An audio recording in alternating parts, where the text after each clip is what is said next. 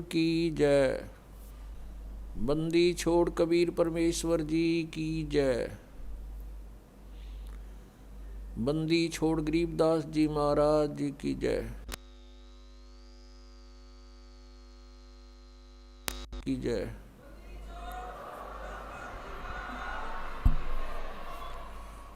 सत साहिब गरीब नमो नमो सतपुरुष को नमस्कार। गुरु की नहीं सुर नर मुनि जन साधुआं संतों सर्वसदी नहीं। सतगुरु साहेब संत सब डंडो तुम प्रणाम। आगे पीछे मध्य हुए तिनको जहाँ कुर्बान। नराकार निर्विषम काल जाल वैभंजनम। निर्लेपम निज निर्गुणम अकल अनुपवेशोन्दुनम। सोहम सुरति समाप्तम सकल समाना नीरतलय। उज्ज्वल हीरंबर हरदमम बेपरवा अथा है वार पार नहीं मध्यतम।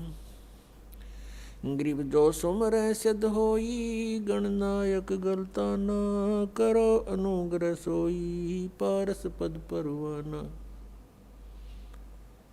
आदि गणेश मनाऊं गणनायक देवन देवा।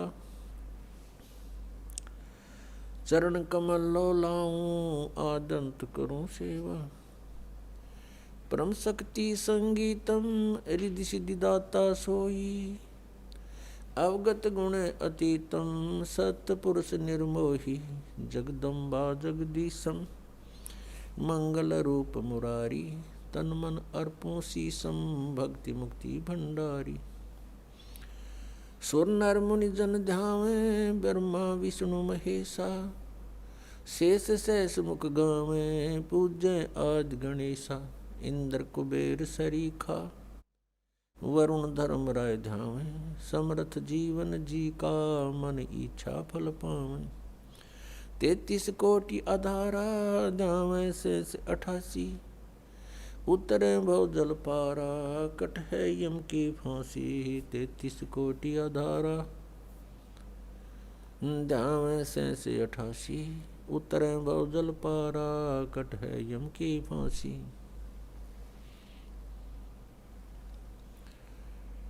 कर जोरूं विनती करूं धरूं चरण पर शीश। गुरु जी राम देवानंद जी महाराज ने दियो नाम बख्शीश।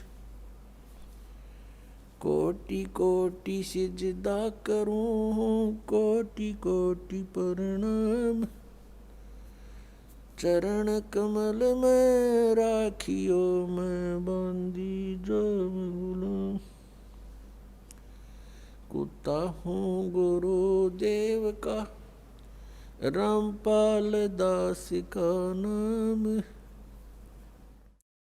गले प्रेम की जेवड़ी झांखें चोवा जाऊं मैं।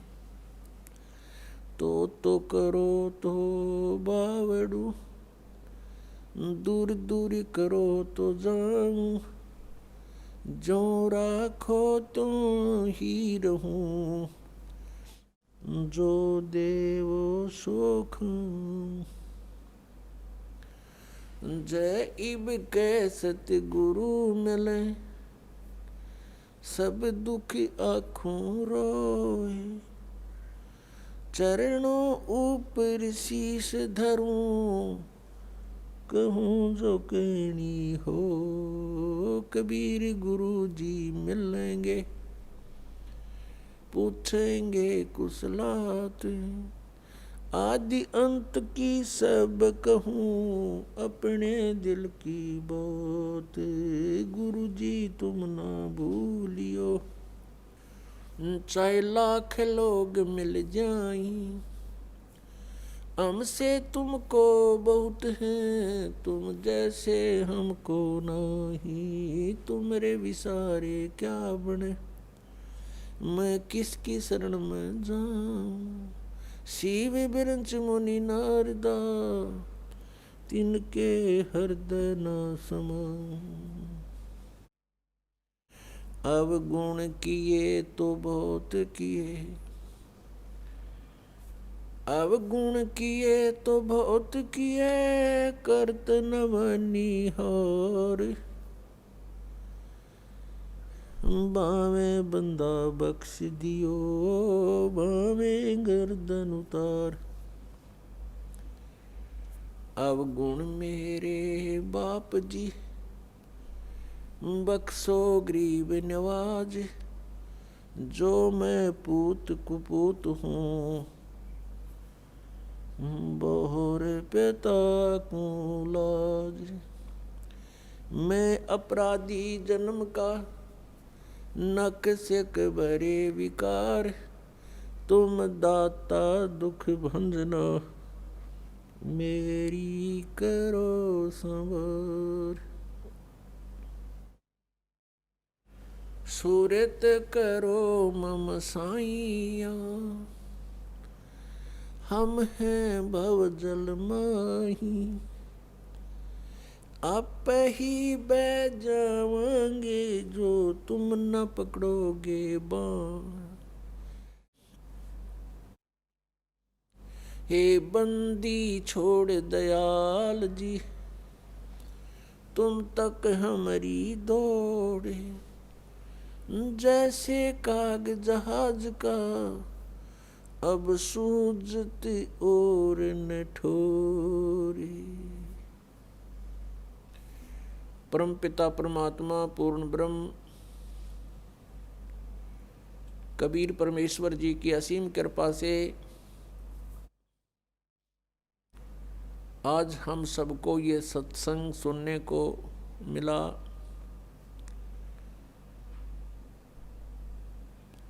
बहुत ही पुण्यकर्मी प्राणी को मनुष्य शरीर प्राप्त होता है। उससे भी पुण्यकर्मी प्राणी वो है जो सत्संग प्राप्त कर लेता है। पुण्यात्माओं, आप सभी उन विशेष पुण्यात्माओं में से हो, परमात्मा की आप विशेष प्रियात्मा हो, जो सत्संग सुन रहे हैं। सत्संग में आने से हमें ज्ञान होता है कि हमारा जन्म हुआ किस लिए, हमारा जन्म हुआ तो मृत्यु क्यों हो रही है। हम सारा जीवन जिन भी वस्तुओं को कलेक्ट करने में लगा देते हैं, कोई मकान बनाया है, कहीं कोई कार खरीदी है, कितने कोई मोटरसाइकिल ली है और अन्य बहुत सा सामान हम इकट्ठा करते हैं और फिर हम तुरंत मर जाते हैं, मृत्यु हो जाती है। हम सारा जीवन यही सोचते रहते हैं कि ये घर मेरा है, ये परिवार मेरा है, ये पुत्र मेरा है या बेटी मेरी है, ये कार मेरी है या कोठी मेरी है। मृत्यु के तुरंत बाद इस शरीर का अंतिम संस्कार कर दिया जाता है और जीव का पता नहीं वो कहाँ चला जाता है। तो ये हमारा कहाँ था, ये हमारा कैसे हुआ, ये प्रत्येक प्राणी को ये ज्ञान है कि मृत्यु बहुत बुरी चीज है और सभी मृत्यु से डरते हैं और मृत्यु कंपलसरी। तो ये ऐसा क्यों हो रहा हमारे साथ कि हम मृत्यु से डरते हैं। अपने शरीर की रक्षा के लिए हम अपने प्रॉपर्टी को भी बेच करके ट्रीटमेंट पर लगाना उचित समझते हैं ताकि हमारा जीवन बना रहे। और सब कुछ करने के उपरांत भी एक दिन मृत्यु होनी ही होनी है और ये मृत्यु हमें बिल्कुल खटकती है, कतई नहीं अच्छी लगती। इसका कारण क्या है? कभी माइंड पर थोड़ा बहुत हम विचार करने की सोचते, वजन डालते हैं तो कोई विकल्प नजर नहीं आता था, क्योंकि हम देखा करते थे कि जिनको हम भगवान मानते हैं वो भी मरे। श्री राम, श्री कृष्ण, और उनकी मृत्यु देखी जाए तो बहुत आम व्यक्ति से भी गलत ढंग से हुई। भगवान श्री रामचंद्र जी ने सरयू नदी में जल समाधि ली जीवित। भगवान श्री कृष्ण जी के पैर में विषाक्त तीर मार के उनका वध हुआ। तो अब हम सोचने पर विवश हो चुके कि ये ऐसा क्यों हो रहा है। पहले तो हम इतना वजन नहीं देते थे क्योंकि हम सोच लेते थे मृत्यु होगी, लेकिन अभी नहीं। कोई 20 वर्ष का है, कोई 30 वर्ष का है, वह सोचता अभी थोड़ा मरना। मेरी तो 60, 70, 80, 90 वर्ष की उम्र बताते हैं। और जो 80, 90 तक पहुंच चुके हैं उनसे पूछकर देख लो, वो भी नहीं चाहते मृत्यु हो। कहते हैं अभी तो और 10-20 वर्ष है, 100 वर्ष तो जीते ही हैं। और कभी भी मृत्यु हो जाती है तो हमारा जो एस्टीमेट था वो गलत हो गया। तो हमारा एस्टीमेट एक जीव का एस्टीमेट है, अप्रोक्सीमेशन है।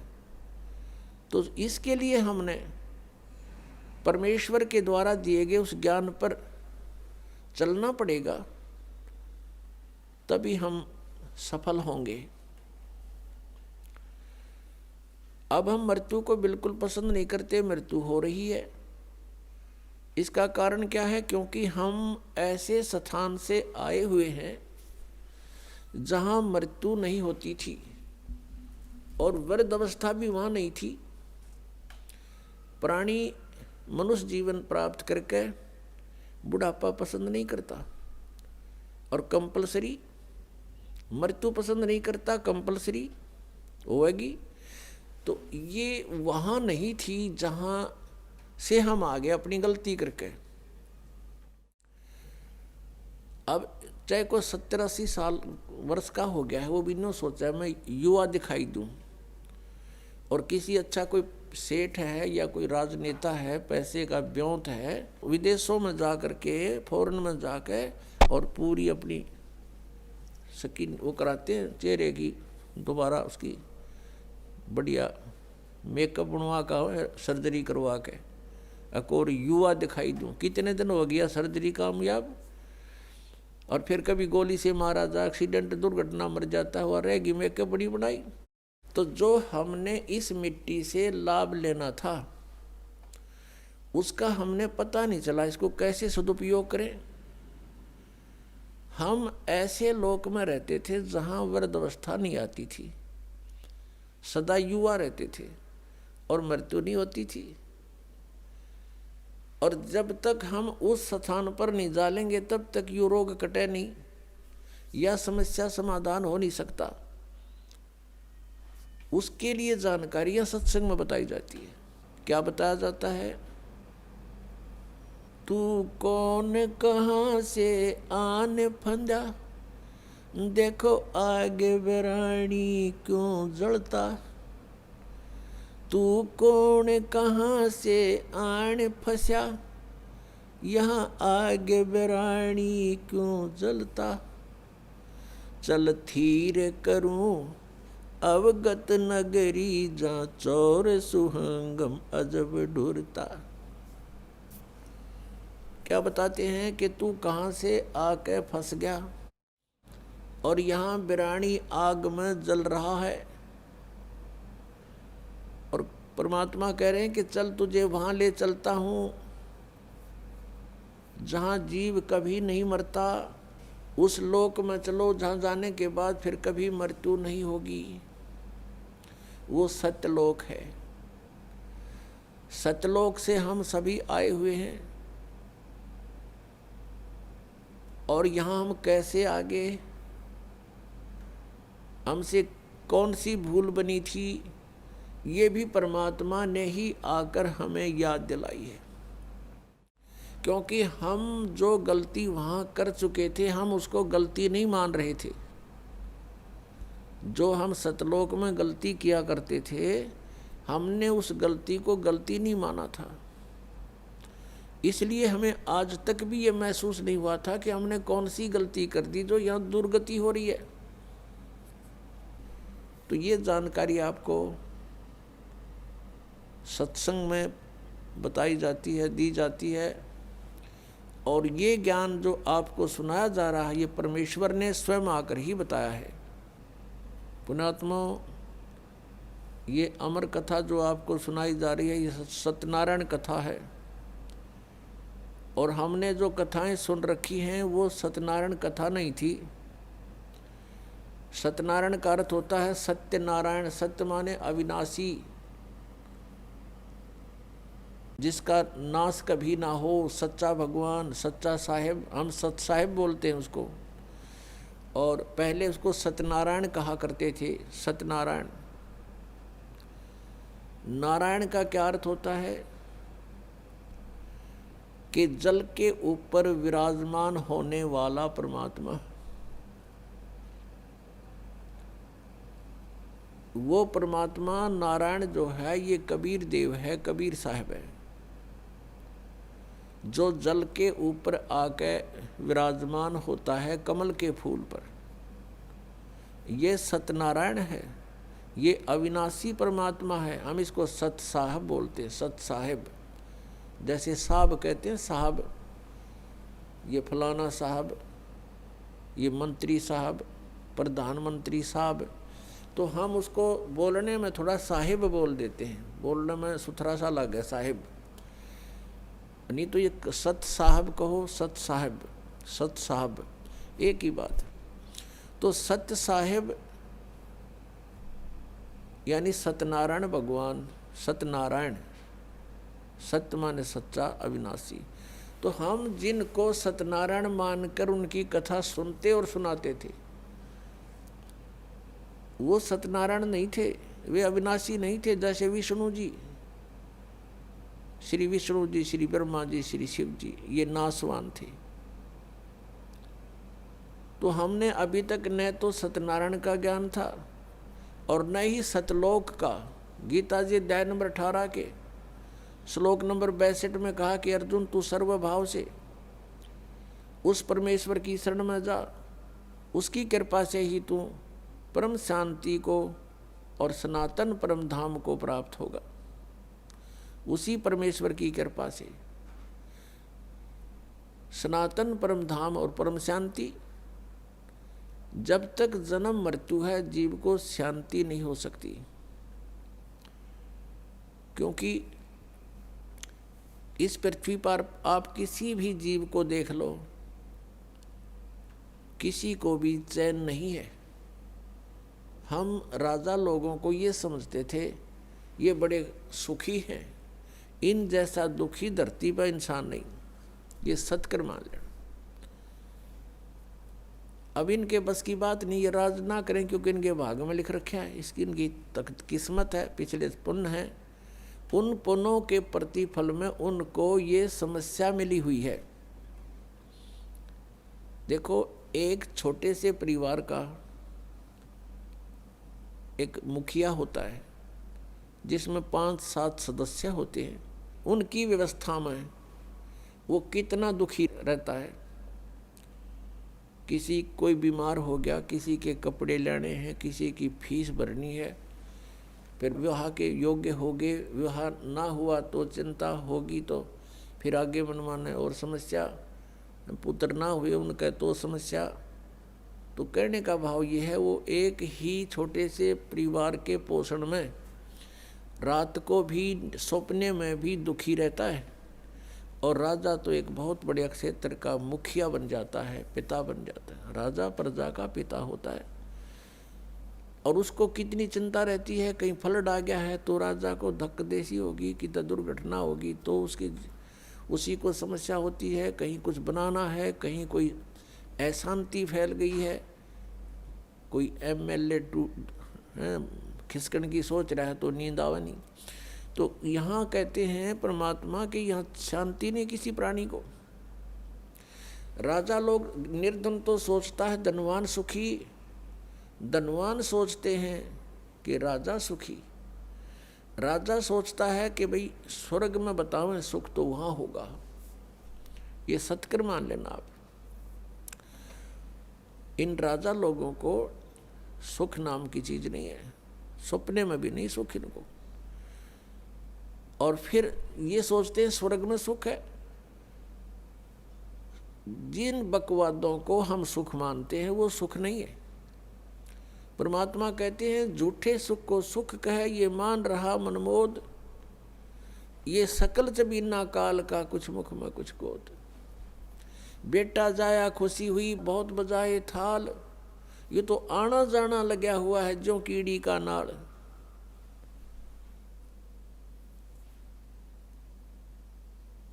अब राजा सोचते हैं कि स्वर्ग में सुख होगा। अब स्वर्ग के देवता जो उनकी दुर्गति, उनके इतिहास पढ़कर देखो पुराणों में, कभी असुर और देवताओं का और सुरों का युद्ध हो गया, राक्षसों का। कभी देवता हार गए, कभी असुर हार गए। इंद्र जो स्वर्ग का राजा होता है, गद्दी छोड़ भाग गया, असुरों ने कब्जा कर लिया स्वर्ग पर। वो कहीं जंगल में भूखा प्यासा भटक रहा है। और इंद्र सोचता है कि ब्रह्मा विष्णु महेश सुखी होंगे। ये तीन लोक के एक एक विभागीय मंत्री हैं। अब ये ब्रह्मा विष्णु महेश कितने सुखी हैं।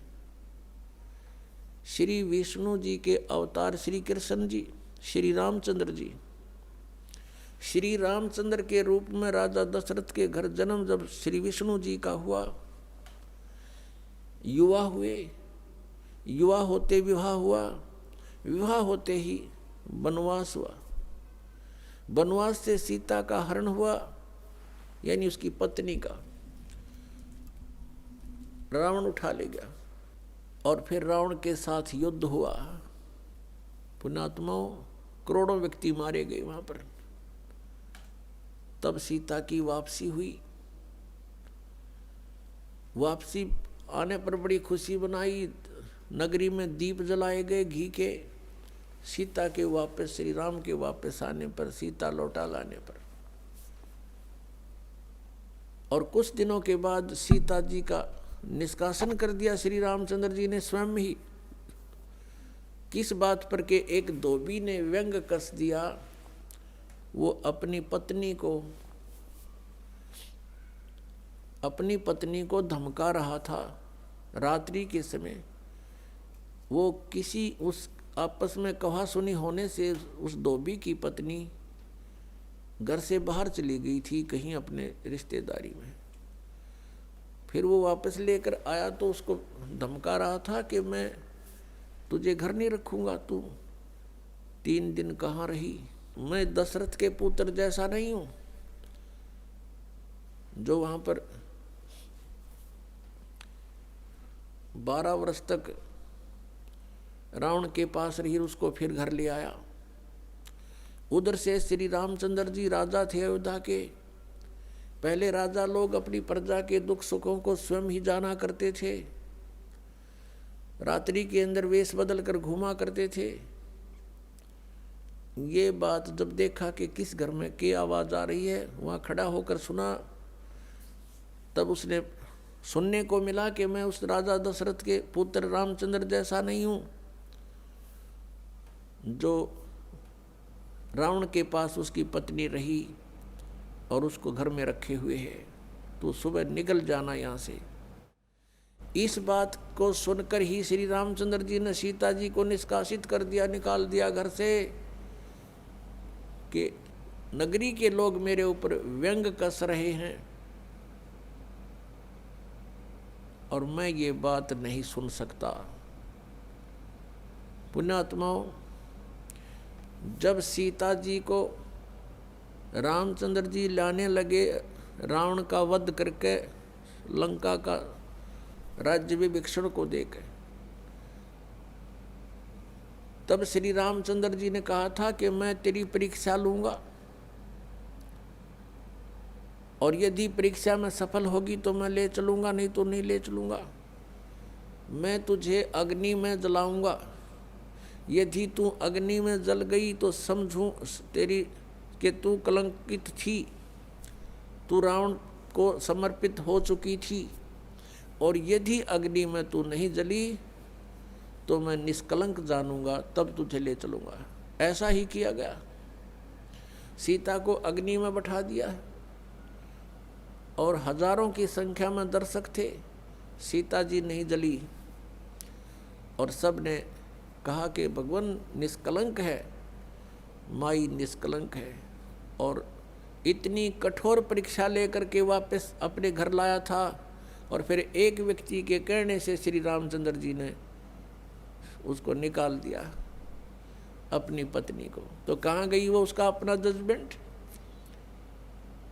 तो ऐसे ये राजा के योग्य भी नहीं थे ये लोग, और हम इनको भगवान मान रहे थे। एक गर्भवती औरत को अपनी को घर से बाहर निकाल देता है, कहीं मरो कहीं जाओ, कोई बात थी? या फिर परीक्षा लेने की क्या जरूरत थी?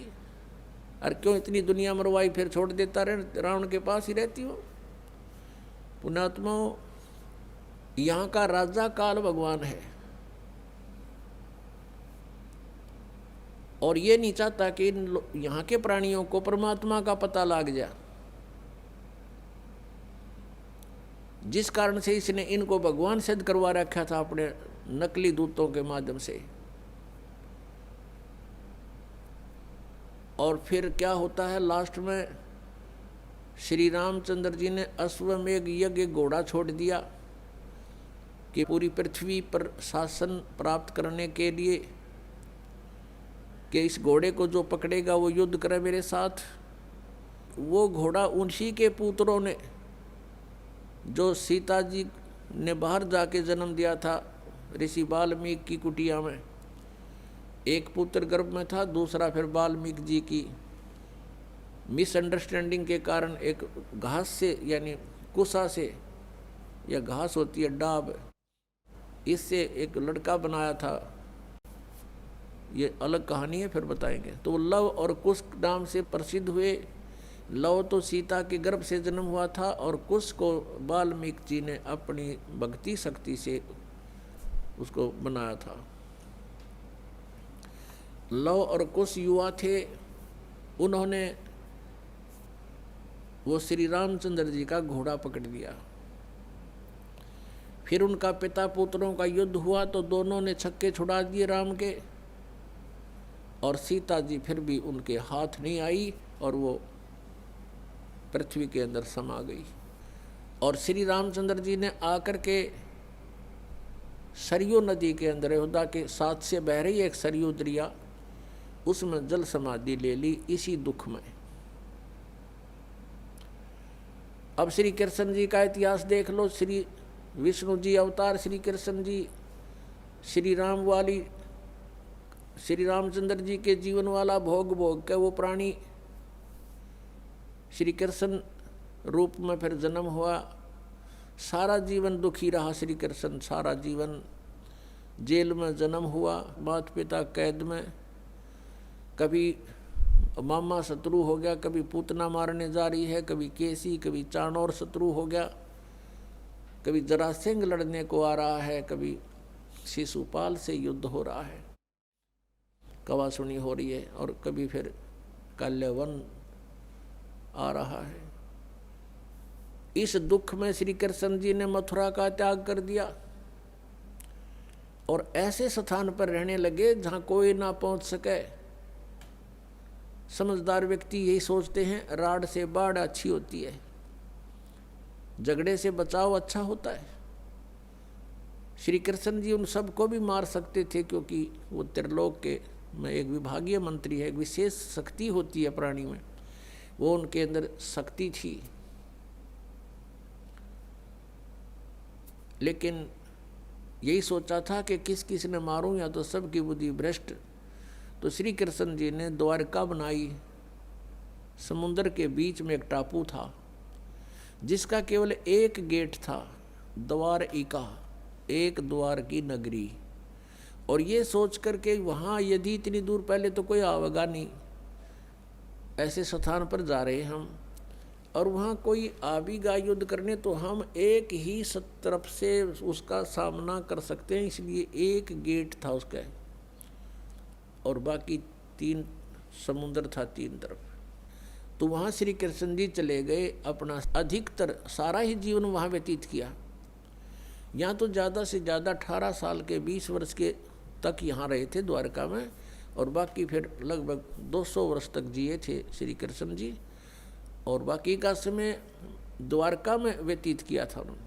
तो अब ये जो लोग अनजान संत ऋषि, ये गुरु नकली हमें भ्रमित करते हैं कि द्वारका का उस गोवर्धन का की परिक्रमा करनी चाहिए और वृंदावन अवश्य जाना चाहिए, मथुरा में अवश्य जाना चाहिए, वहाँ हमारे भगवान ने लीला की है, उनके चरण कमल टिके हैं, वहाँ घूमा करते थे, स्नान किया करते थे।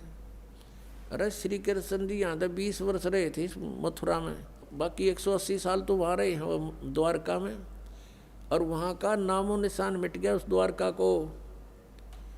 इसलिए वहाँ खत्म की द्वारका, समुद्र में डूब गई श्री कृष्ण जी की मृत्यु के बाद, और यादों का विनाश हो गया था, आपस में लड़के मर गए थे, और जो बाकी शेष औरतें बची थी उनको अर्जुन ले आया था, सब खाली हो गई थी द्वारका।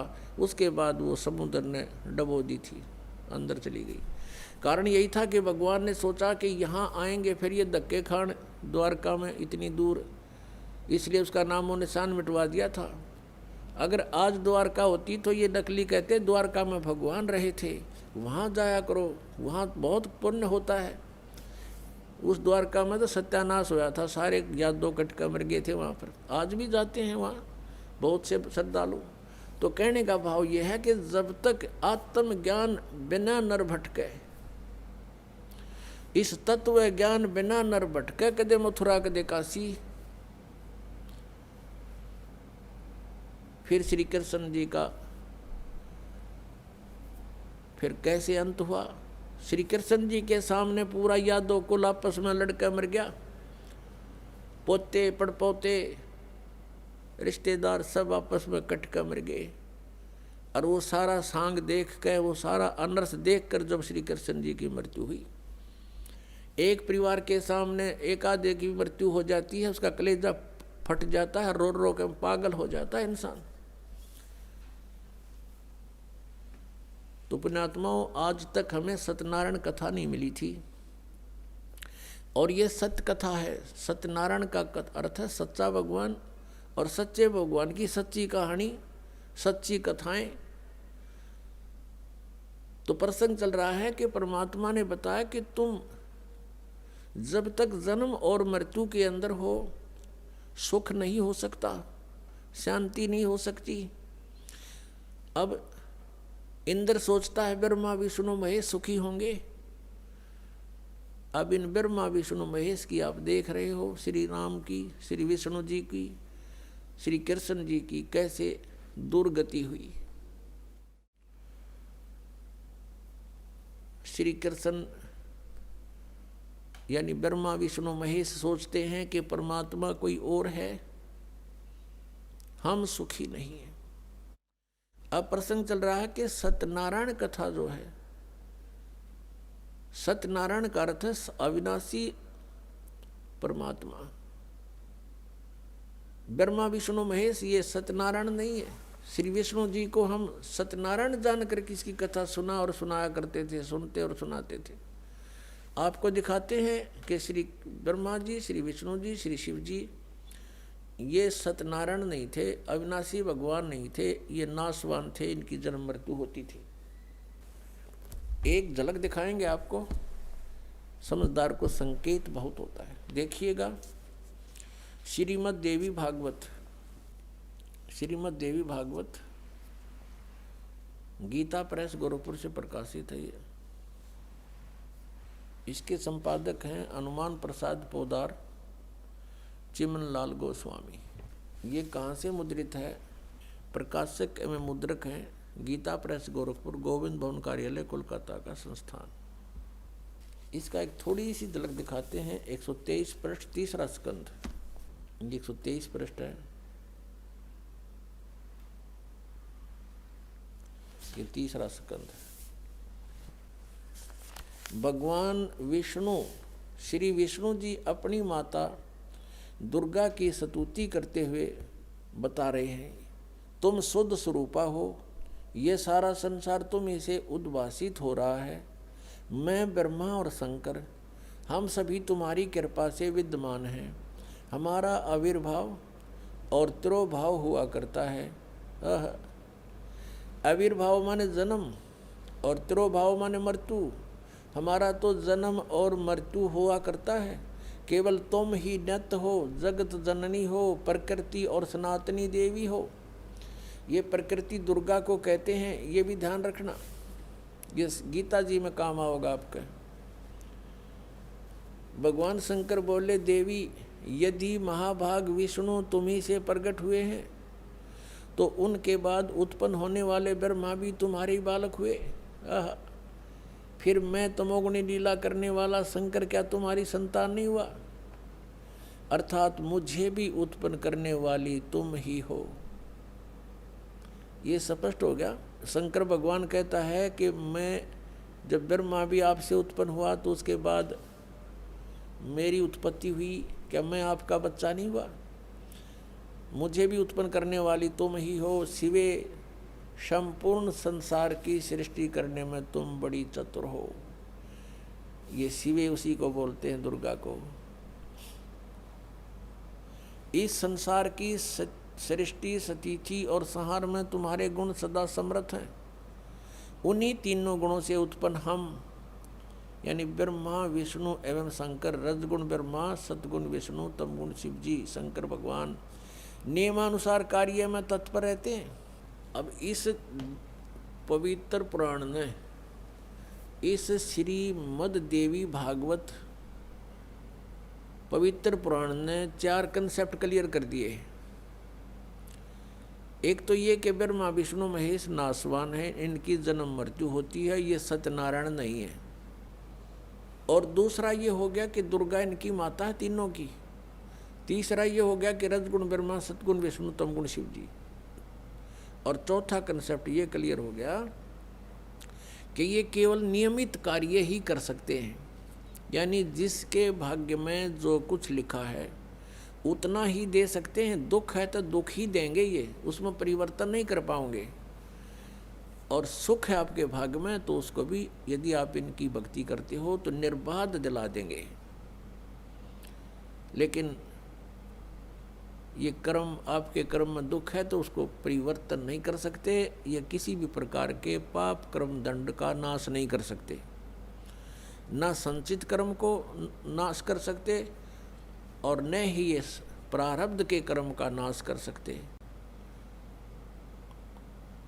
और संचित जो हम कर रहे हैं, जो क्रियावान है, ये भी उसको नहीं बदल सकते। जैसे महाभारत का युद्ध हुआ, श्री कृष्ण जी ने बहुत कोशिश की, यानी विष्णु जी ने, कि ये युद्ध ना हो। उनकी 100 प्रयत्न करने पर भी युद्ध होकर ही रहा। तो जो क्रियावान कर्म थे वह भी ना बचे, उनको भी नहीं चेंज कर सके। नीत कितना अनर्थ हुआ, करोड़ों व्यक्ति मारे गए। वो सारा पाप पांडवों के सिर पर रखा गया। और प्रारब्ध के कर्म को ये अपना भी नहीं काट सकते। प्रारब्ध तो दूसरों का नहीं कैसे काटेंगे। जैसे श्री राम रूप में श्री रामचंद्र जी ने सुग्रीव के भाई बाली को मारा था। धोखा देकर वृक्ष की ओट लेकर तीर मारा था, उसका भी बदला देना पड़ा, वो भी कर्म दंड भोगना पड़ा। उसके प्रारब्ध में लिखा गया वो कर्म श्री कृष्ण रूप में। जो बाली वाली आत्मा थी वो तो एक शिकारी बना, और श्री राम वाली आत्मा श्री कृष्ण बने। और श्री कृष्ण जी का वध विषाक्त तीर यानी जहर से बुझे हुए तीर मार कर उस एक शिकारी ने उनका वध किया।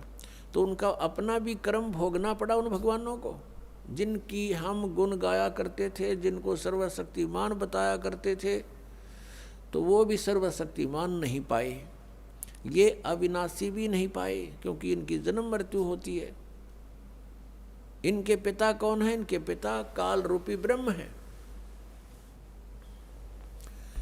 पुण्यात्माओं, सत्संग के अंदर परमात्मा की याद दिलाई जाती है, आत्मा और परमात्मा की स्थिति बताई जाती है, कौन से कर्म अच्छे हैं कौन से बुरे हैं ये याद दिलाई जाती है।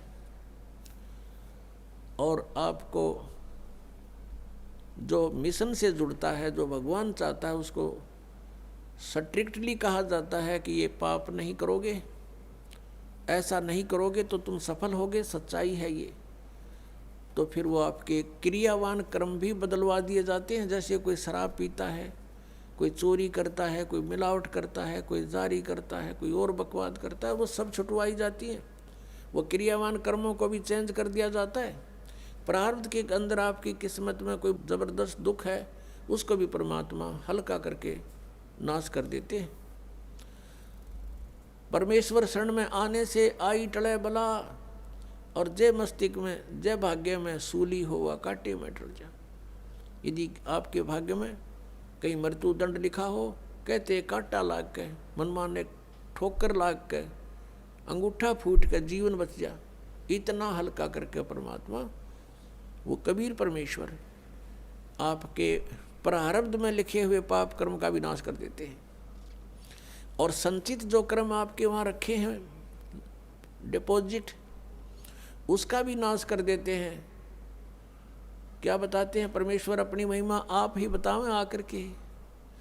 जब ही सतनाम हृदय धरो, भयो पाप को नाश, जैसे चिंगारी अग्नि की भाई पड़े पुराने घास।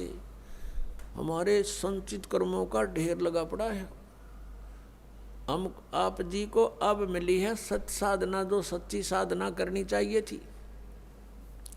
इस सत साधना को ना करके हम जितने भी क्रियाएं करते थे, वो शास्त्र विधि को त्याग कर मनमाना आचरण था। वो भगवान के विधान के विपरीत था। श्रीमद् भगवत गीता अध्याय नंबर 16 के श्लोक नंबर 23 में लिखा कि अर्जुन, शास्त्र विधि को त्याग कर जो मनमाना आचरण करते हैं,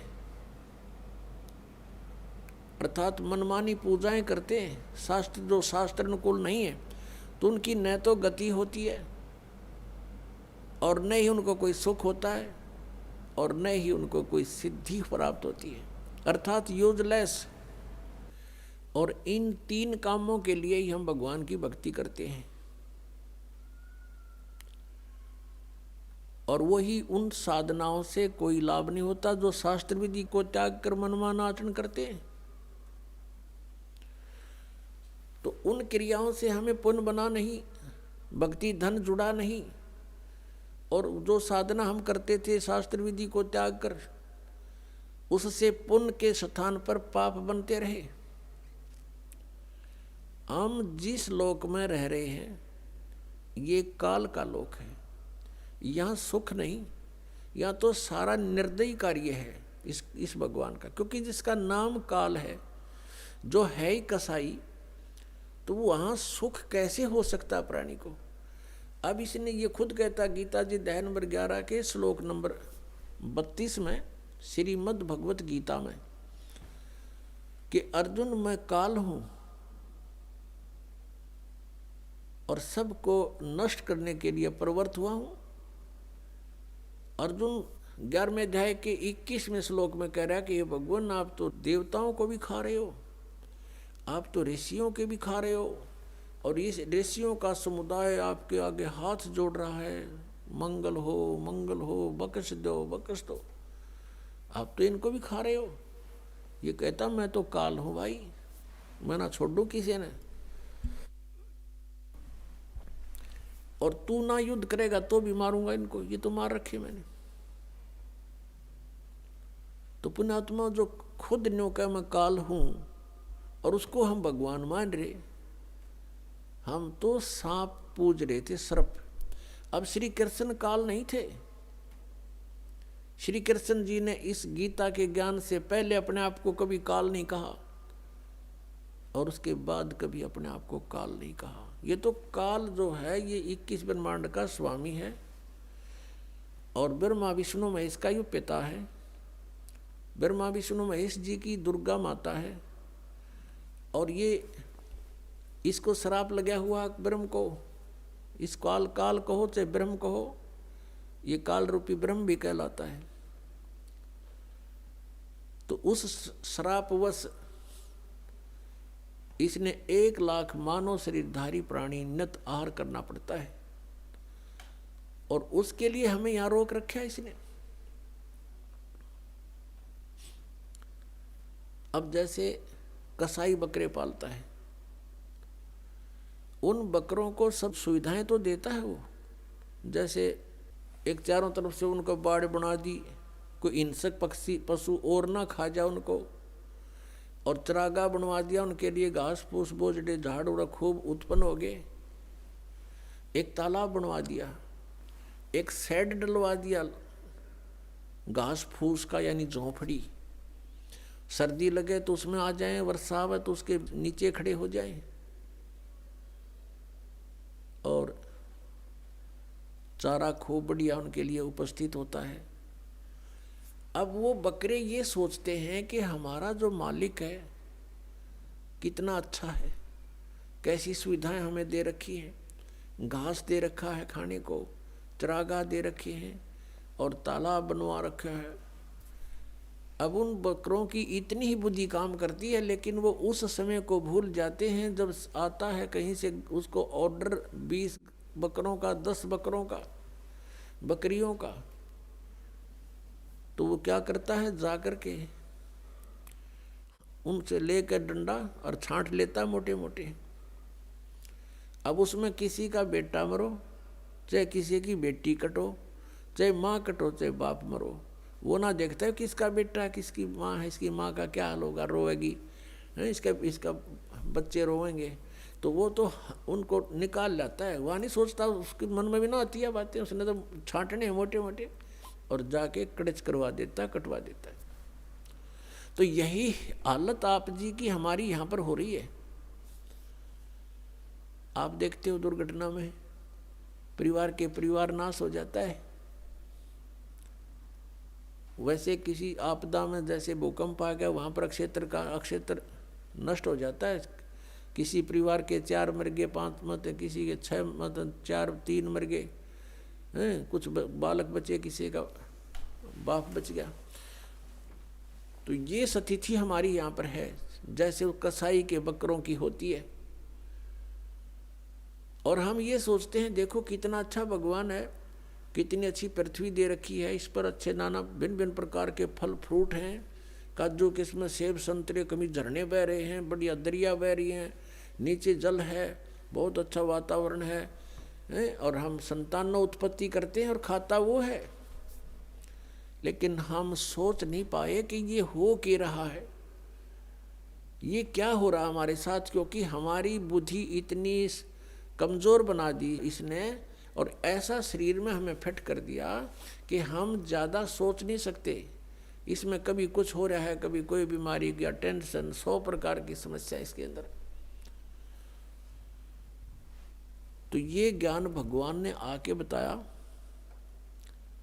कि तुम यहाँ इस काल के लोक में रह रहे हो और यहाँ तुम सुख खोज रहे हो। तो जो प्रसंग चल रहा है कि ये पाप कर्म का नाश नहीं कर सकते और ये खुद भी दंड भोगते हैं। ब्रह्मा विष्णु महेश के पिता हैं ये काल भगवान, और जो शास्त्र विधि को त्याग का मनमाना आचरण करते हैं, तो हम ऐसे लोक में रह रहे हैं कि उस शास्त्र अनुकूल साधना करेंगे तो कुछ पुण्य तो हो जाएंगे, लेकिन पाप भी पैरेलल होंगे तो वो अलग से लिखे जाते हैं। जब तक हम परम पूज्य कबीर देव परमेश्वर की शरण में नहीं आते, और वो भी परम संत के माध्यम से, नकली संतों से भी परमात्मा से कनेक्ट नहीं हो सकोगे, चाहे वो कबीर पंथी भी कहलाते हैं, क्योंकि उनके पास वो मंत्र नहीं है जिससे परमात्मा हमें लाभ दे सकता है। अब जैसे कोई गणते जांडी काटे तो कोई प्रॉपर वे थोड़ा ही है, वो तो बकवाद है। जांडी काटनी है तो तिखा कुआड़ा चाहिए, कट्टा कट कर दे 1 घंटे में साफ है, और उस गणका लगा रहो चाहे 10 दिन तक कंडे मोर हो ले। तो साधन ठीक हो परमात्मा के पाने का, परमात्मा मिलेंगे। तो प्रसंग चल रहा है कि जिस लोक में हम रह रहे हैं ये ऐसे निर्दयी का लोक है। आप यहाँ अपने पेट के लिए जा रहे हो, जाना पड़ता है, रास्ते में कीड़ी मकोड़ी ना जाने कितने जीव जंतु आपके पैरों के नीचे कुचले जाते हैं, और ये पता भी होता है और फिर भी नहीं बचा जा सकता हमसे। परमात्मा कहते हैं पृथ्वी ऊपर पग जो धारे और करोड़ जीव एक दिन में मारे। अब कहने का भाव ये है कि जो हम साधना करते थे शास्त्र विधि को त्याग कर, उनसे पुण्य तो कोई बना नहीं था क्योंकि वो शास्त्र विरुद्ध होगी, और पाप अपने आप बने थे। जैसे 1 एकड़ जमीन है, यानी कोई 2-4 एकड़ जमीन है, उस जमीन में, उस पृथ्वी पर यदि उस जमीन से हम कुछ लाभ लेना चाहते हैं, जैसे कणक उगाना चाहते हैं, गेहूं चना बाजरा ज्वार कोई भी फसल हम बनाना चाहते हैं, तो उसके लिए हमने एक विशेष प्रयत्न करना पड़ेगा। वो घास पहले वाला काटना पड़ेगा, उसमें कोई झाड़ बोझड़े उग गए हैं वो काट काट के बाहर करने पड़ेंगे, और फिर हल से ट्रैक्टर से यानी परिश्रम करना पड़ेगा और पैसे लगाने पड़ेंगे। अपनी मेहनत से, मजदूरी से या पैसे से उसकी गुड़ाई करनी पड़ेगी। फिर बीज डालना, वो भी पैसा, यानी बीज जो डालेंगे चाहे मोल ला कर डालेंगे या अपने घर से डालेंगे तो वो भी पैसा ही लग रहा है। फिर सिंचाई का, उसके अपन फिर अपनी पर्सनल मेहनत, ये सब इतना व्यय करके और समय भी सारा दिन उसी के चक्कर में लगे रहना, तब जा कर के कहीं फसल बनती है, गेहूं प्राप्त होते हैं। और उसी जमीन, उसी पृथ्वी को आप बिल्कुल ना छेड़ो, कुछ ना करो, उसमें भी फिर भी अपने आप अड़ंगा उग गया होगा, अपने आप इतना कुबाड़ो उसके अंदर उत्पन्न हो जाएगा, वो दिखे भी नहीं पृथ्वी है यहाँ पर, तो वो यूजलेस है। तो पुण्यात्मा, वो घास तो आप पे बन गया, वो अड़ंगा कुबाड़ तो आप पे उग गया, और फसल बनाने के लिए कितना प्रयत्न करना पड़ा, और वह भी फसल हुआ तो वरना भी हुआ।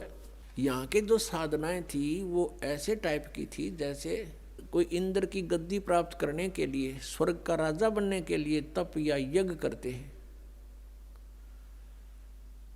तो उनकी यज्ञ या तपों को खंड करवा दिया करता था वर्तमान राजा इंद्र। क्योंकि यहाँ राजनीति चलती है, धर्म नीति नहीं चल सकती। धर्म नीति तो परमात्मा के चरणों में आने के बाद हम राज की इच्छा त्याग कर ही धर्म नीति को पर चल सकते हैं, उसको सफल कर सकते हैं। तो इंद्र अपनी राजनीति के आधार से कि कहीं कोई तेरी गद्दी प्राप्त करने की योग्य कोई ऐसा धार्मिक अनुष्ठान ना कर ले, तो उनको खत्म करवा देता था, किसी ना किसी कारण से खंड करवा देता। तो वो समझ ले जैसे किसान यहाँ पर खेती तैयार करता है, ओले आगे या वर्षा फ्लड आ गई, हो गया नाश बने बनाए का, या आग लग जाए बनी बनाई फसल गेहूं का। तो यहाँ कहने का भाव ये है कि इतनी मेहनत के बाद भी आशा नहीं कि घर आ जाएगी, और घर आती है तो कितना प्रयत्न, और वैसे उसमें अड़ंगा वैसे उग गया उस जमीन में। तो ये हम जिस लोक में रह रहे हैं ये ऐसा स्थान है कि हमने अगर पुण्य करने पड़ेंगे इस शरीर से, तो मेहनत करनी पड़ेगी, काम भी छोड़ना पड़ेगा, 10 रुपये भी लगाने पड़ेंगे, तब हम पुण्य प्राप्त कर सकते हैं। और साधना हमारी शास्त्र अनुकूल हो, शास्त्र विधि को त्याग कर मनमाना आचरण ना हो, तो तब हमें पुण्य मिलेंगे और पाप बराबर में लिखे जाएंगे। पाप अलग लिखे जाते हैं, पुण्य अलग लिखे जाते हैं। जब तक हम कबीर परमेश्वर की शरण में नहीं आते हैं, परम संत के माध्यम से हैं, तब तक हम जो साधना करते हैं, चाहे वो शास्त्र अनुकूल भी क्यों ना हो, तो भी हमारी दोनों लिखे जाएंगे, पुण्य न्यारे पाप अलग, और दोनों ही हमें प्राप्त होंगे।